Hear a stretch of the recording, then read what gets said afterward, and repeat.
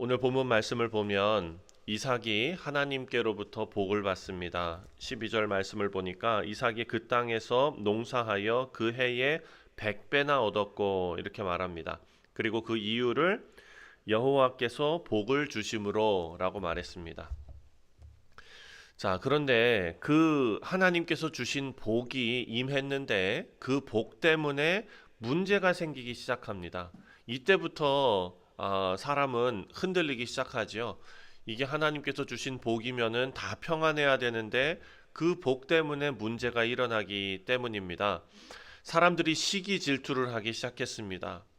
하나님이 복을 주시면 편해져야 되는데 오늘 본문 말씀은 그렇지 않다고 지금 증거하는 것 같습니다. 그래서 우리가 이 말씀을 어떻게 생각해야 하는가? 먼저 하나님께서 복을 주시면 사람들은 시기 질투할 수 있다라는 것을 우리는 염두에 두고 살아가야 할 것입니다. 12절 말씀에 이 복이 어디에서 왔는지가 정확하게 기록되어져 있습니다. 여호와께서 복을 주심으로. 반대 바로 이어서 14절 말씀을 보니까 14절에 양과 소가 떼를 이루고 종이 심이 많으므로 블레셋 사람이 그를 시기하여 라고 말합니다. 블레셋 사람들이 하나님의 복이 임한 이삭의 그 집을 시기 질투했습니다. 복이 임했는데 시기가 따라왔습니다. 사람들은 이삭의 형통을 보고 함께 기뻐해 주지 못합니다. 그래서 뭐라고 말합니까? 기뻐하는 자들을 위해서 같이 기뻐하고 슬퍼하는 자들을 위해서 같이 울라라고 신약성경에서 기록하고 있는데 그것이 인간이 태생적으로 그렇게 하지 못한다는 것이죠. 그래서 사람들은 이삭의 형통을 보고 함께 기뻐하지 않고 오히려 불편해합니다. 그 불편이 어떻게 갑니까? 15절 말씀에 보니까 그 아버지 아브라함 때에 그 아버지의 종들이 판 모든 우물을 막고 흙으로 메웠더라. 모든 우물을 막고 흙으로 메웠다라고 기록해 놓고 있습니다. 여러분 이때 당시에 우물은 생명입니다. 생명. 네. 그러니까 생명의 통로를 다 막아버렸다라는 거예요. 자, 그러니까 지금 우리가 생각하는 물 마시고 뭐 그냥 이런 생명일 수 있는데 지금 우리 삶으로 따지면 열심히 읽어놓은 그런 어떤 사업체라든지 열심히 읽어놓은 어떤 그 모든 것을 그냥 사람들이 다 무너뜨려 버려놓고 다 망가뜨려 놓은 그런 상황이라는 것이죠. 사랑하는 성도님들, 지금도 우리한테 그런 일이 벌어진다 그러면은 정말 막막할 것입니다. 그런데 생각해 보면 지금 이삭은 아버지가 없는 그런 상황 아닙니까? 예전에 아브라함 같은 경우는 정말 이삭에게 큰 지원군이자 그리고 큰 산과 같은 그런 존재였을 것입니다. 물론 그 아버지 뒤에 하나님께서 계셨지만 아버지가 계시고 아버지가 계시지 않는 것은 엄청나게 큰 차이였을 것입니다. 자, 그렇게 지금 아버지 없이 이삭은 홀로 서서 너무나 어려운 상황을 맞이했습니다. 그 마음이 참 많이 이해도 됩니다. 그리고 16절 말씀을 보니까 블레셋 사람들이 뭐라고 얘기하냐면은 우리를 떠나라 라고 말합니다. 아비멜렉이 이삭에게 이르되 내가 우리보다 크게 강성한즉 우리를 떠나라 라고 말했습니다. 잘 되고 있기 때문에 쫓겨난 것입니다. 하나님께서 복을 주시면 모든 사람이 좋아하지 않는다. 시기와 질투를 겪게 된다. 어떤 사람은 우리를 막아서고 상황이 더 어려워질 수도 있다. 이삭은 이런 상황 앞에서 참 많이 막막하고 힘들었을 것입니다. 그런데 이삭의 복은 사람이 아니라 하나님께서 왔다는 것이 오늘 본문이 우리에게 주는 힌트이자 키입니다. 그래서 사람의 반응이 달라져도 하나님의 복 자체는 흔들리지 않는다라는 것을 우리에게 알려주고 있는데요. 이삭이 인간적인 방법을 사용했다면 사실 여러분 아브라함이 그때 그 조카를 구해내기 위해서 강대국 연합군들과 함께 싸워가지고 이겨서 조카를 구출해낼 정도로 어마어마한 힘이 있었던 그런 집안 아닙니까? 사실 이삭도 생각해 보면 지금 이 사람이 나를 이런 식으로 공격해? 그러면은 눈에는 눈이고 이에는 이야. 내가 싸워서 쟁취해야지 라고 생각할 수도 있었을 텐데 이삭이 그렇게 하지 않습니다. 이삭은 그냥 당하고 맙니다. 쫓겨나고 맙니다. 우리는 그 상황을 맞이했을 때 현대 지금 이 시점을 살아가는 우리 모두는요, 누가 나를 한 대 때리면은 두 대로 갚아주어야 살아남을 수 있다라고 가르치고 또 그렇게 살아가는 것 같습니다. 성경은 그렇지 않습니다. 이기는 것이 지는 것이고 지는 것이 이기는 것임을 우리에게 알려주고 있습니다. 17절 말씀을 보니까 이삭이 그곳을 떠나 그랄 골짜기에 장막을 치고 거기 거류하며 분쟁을 피합니다. 그리고 다시 우물을 팝니다.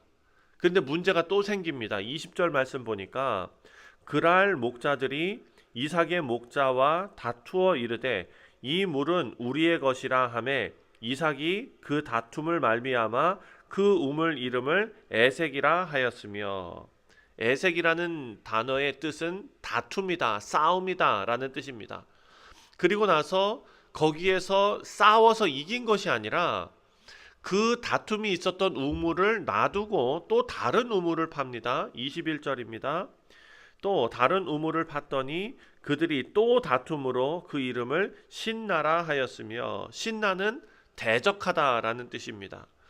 자, 우리는 어떻게 생각하냐면 이쯤 되면은 이제는 싸워야 된다라고 생각을 하죠. 그런데 이삭은 어떻게 하느냐? 세 번째도 옮깁니다. 22절입니다.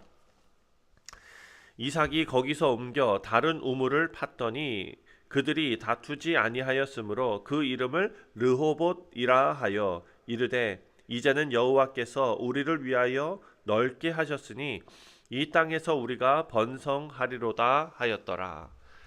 이삭이 왜 이렇게 할 수 있었느냐? 이삭은요, 이 우물, 이 자리, 내 사업체, 내 가정, 내 직장, 이것을 내가 지키는 것이 아니구나 라는 것을 깨달았다는 것입니다. 하나님이 넓히신다라는 것을 깨달았습니다. 우물을 이렇게 파고 하나님의 복을 받고 그걸 또 다른 사람에게 넘기고 또 가고 또 가고 해서 하나님께서 오히려 이삭의 지경을 넓혀주고 계십니다. 그리고 이삭의 지경만 넓히는 것이 아니라 이삭의 명성도 평판도 넓어지고 좋아지게 됩니다. 붙잡지 않고 다투지 않고 하나님께서 주실 자리를 따라서 이동하며 하나님의 뜻을 기다립니다. 사랑하는 성도님들, 이것은 절대로 쉬운 일이 아닙니다. 성경의 다른 사람 이야기이기 때문에 우리가 쉽게 이렇게 넘어가지요. 여러분, 여러분의 사업체를 3번이나 뺏겼다고 한번 생각해 보십시오. 억울하게. 도저히 살 수가 없는 그런 상황일 것입니다. 그런데 우리는 억울하면 바로 반응하게 되지요. 바로 반응하면은 또 빼앗기면은 또 붙잡고 끝까지 증명해 내려고 하고 법적 다툼을 갑니다.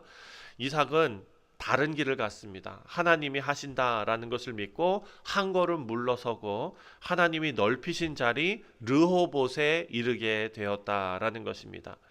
결국 하나님께서 이를 화평의 방법으로 해결하십니다. 23절 이후 말씀을 보니까 그 밤에 하나님께서 나타나시고 24절 그 밤에 여호와께서 그에게 나타나 이르시되 나는 내 아버지 아브라함의 하나님이니 두려워하지 말라. 내 종 아브라함을 위하여 내가 너와 함께 있어 내게 복을 주어 내 자손이 번성하게 하리라 하신지라. 아멘. 자, 두려워하지 말라. 내가 너와 함께 있다라고 하나님께서 말씀해 주시는데, 사랑하는 성도님들, 여기서 우리가 생각해야 될 것이 있습니다. 이삭은 지금 자기가 원치 않는 어떤 어려움을 겪으면서 상당히 여러 가지 많은 생각이 들었을 것입니다. 억울하기도 하고 또 한 가지는 이 상황이 설명이 되지 않기 때문에 이해가 안 가는 상황이에요. 그렇다면 하나님께서 이렇게 나타나신 김에 앞으로 이렇게 이렇게 될 거야. 그러니까 걱정하지 마. 라고 설명을 해주시면 내 속이 좀 시원하고, 그리고 앞으로 어떤 일이 닥치더라도 그 일을 견딜 수 있을 것 같은데, 오늘 본문 말씀 보니까 하나님께서는 아무런 설명을 하지 않으십니다. 대신에 무엇을 주시느냐? 약속을 주십니다. 약속. 아무런 상황 설명을 해주지 않으시고 두려워하지 말라 내가 너와 함께 있다라고 말씀하십니다. 우리 사랑하는 성도님들, 이것이 어찌 보면 우리의 위로입니다. 이삭은 제단을 쌓고 25절 보니까 하나님을 예배합니다. 그런데 그 다음에 놀라운 일이 벌어집니다. 자기를 쫓아냈던 사람, 블레셋 사람 아비멜렉이 다시 찾아옵니다. 또 싸울라 그러나? 이것도 뺏으려 그러나? 이런 생각이 들었을 거예요. 그랬는데 28절에 뭐라고 얘기하냐면 28절, 그들이 이르되 여호와께서 너와 함께 계심을 우리가 분명히 보았으므로 우리의 사이에 곧 우리와 너 사이에 맹세하여 너와 계약을 맺으리라 말하였노라. 아멘.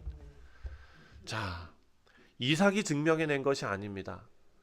만약에 하나님께서 이삭에게 앞의 일들을 미리 다 설명하고 이렇게 이렇게 될 거야 라고 말씀하셨다면 이삭은 그에 맞는 또 어떤 생각으로 막 딴 데로 갔을지도 모릅니다.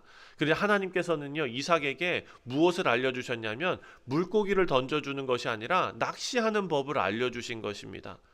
두려워하지 말라 내가 너와 함께 있다. 정도를 걸어가라. 베푸는 삶을 살아라. 화평을 맺는 자가 되어라. 하나님께서는 하나님이 함께 하시면은 어떤 일이 벌어지는지를 장황하게 설명하시는 것이 아니라 내가 복이다.